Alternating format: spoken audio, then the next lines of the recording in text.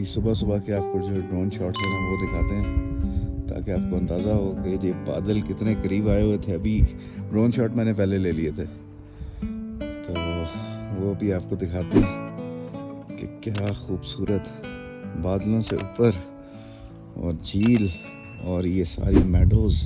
उफ, कमाल।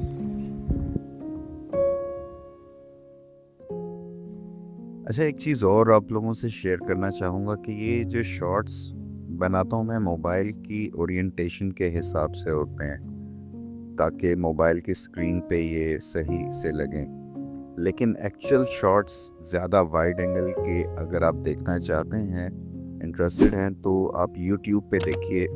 इसी वीडियोस का लिंक अक्सर डिस्क्रिप्शन में मैंने दिया होता है, वरना दूधी पत्थर लिख के आप सर्च करेंगे तो वो असल जो एक्चुअल वीडियो है कंप्लीट डायमेंशंस के साथ वहाँ पे है। उसमें आपको इतना वाइड एंगल और सारी वीडियो बेहतर तरीके से समझ लगेगी।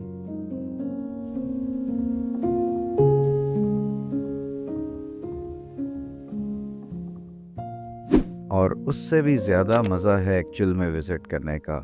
अगर मुमकिन हो तो इस ट्रैक को ज़रूर कीजिएगा और लेक को ज़रूर विज़िट कीजिएगा, बहुत मज़ा आएगा।